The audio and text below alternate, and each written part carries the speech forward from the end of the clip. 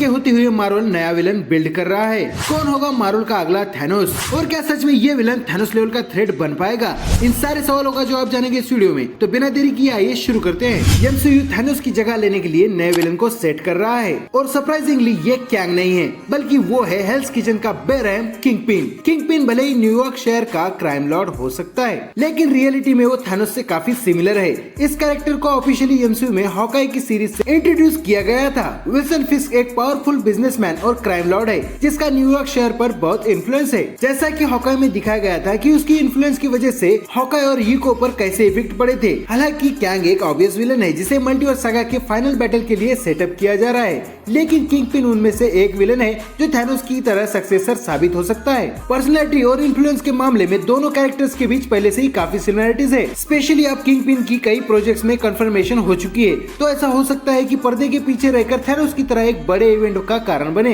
हालांकि थैनोस हमेशा शुरुआती एमसीयू के लिए आखिरी खतरा था। एक्चुअली एवेंजर्स इन्फिनिटी वॉर तक अपने प्रॉपर विलन वाला इंट्रोडक्शन नहीं दिया था। उस पॉइंट तक वो हमें कैमियो के जरिए मिड क्रेडिट और पोस्ट क्रेडिट सीन में नजर आता था, या फिर एमसीयू का कोई कैरेक्टर उसे मेंशन करता था। फिर भी इन्फिनिटी वॉर तक पूरा अपीयरेंस न होने के बावजूद थैनोस पहले से ही एस्टेब्लिश फील होता है। वैसे ही ट्रैक पर किंगपिन चल रहा है, जिसमें छोटे छोटे अपीयरेंस के साथ वो अपनी लेगेसी को बिल्ड कर रहा है। इको में उसके विलेनस वर्क को क्लियरली दिखाया गया है, जो डेयरडेविल बॉर्न अगेन में उसकी कहानी को लीड करने के लिए तैयार है। रूमर्स की माने तो वो हमें स्पाइडरमैन 4 में भी नजर आ सकता है। तो अब सवाल ये है कि किंगपिन ही एमसीयू का नया थैनोस क्यों है? तो इसका सिंपल सा आंसर है कि इन दोनों की सोच एक ही है। एक बेहतर दुनिया बनाने का उनका आखिरी गोल है, जिसे हासिल करने के लिए वो कुछ भी कर सकते हैं। जहाँ थैनोस बची हुई आबादी को बेहतर लाइफ देने के लिए आधे यूनिवर्स को मिटा देना चाहता था, वही किंगपिन अपने होम टाउन हेल्स किचन को तोड़कर उसे क्राइम फ्री करके रीबिल्ड करना चाहता है। हालांकि जबकि दोनों कैरेक्टर्स के इरादे एक तरह से अच्छे थे, आखिरकार वो अपने तरीकों में करप्ट हो गए, जिसकी वजह से वो मोरली बैड गाय बन गए। यहाँ तक कि उनके किए क्राइम्स में सिमिलर पर्सनालिटीज नजर आती है।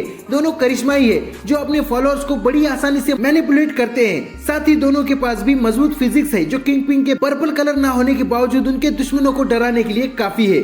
इको एक तरह से किंगपिन के एमसीयू में फ्यूचर को रिवील कर देता है। जैसा कि इको के पोस्ट क्रेडिट सीन से पता चलता है, विल्सन फिस्क फ्यूचर में न्यूयॉर्क शहर के मेयर के लिए खड़े होंगे, और कॉमिक्स में वो मेयर बन भी चुका है, तो प्रोबेबली वो फ्यूचर में भी बन सकता है, जो एक तरह से डेयरडेविल बॉर्न अगेन के लिए सेटअप है, जो फिस्क को और भी पावरफुल बना देगा, जैसे थैनोस इन्फिनिटी स्टोन के साथ बन गया था। भले ही कैंग थैनोस के लेवल का विलन हो, लेकिन सेम थैनोस की तरह कुछ नयापन देखने को मिलेगा, क्योंकि अगर एमसीयू का हर विलन यूनिवर्स लेवल का थ्रेट होगा तो इससे फैंस बोर हो जाएंगे। इसलिए ग्राउंड लेवल के विलन ज्यादा कनेक्टेड फील होते हैं, जैसे कि ज़ीमो और किलमॉन्गर। और अगर सब कुछ सही रहा तो हम सारे स्ट्रीट लेवल सुपर हीरोज को एक साथ मिलकर किंगपिन के खिलाफ लड़ते हुए देखेंगे। तो क्या आप भी एमसीयू का नया एंड गेम देखना चाहते हैं? हमें कमेंट में जरूर बताएं।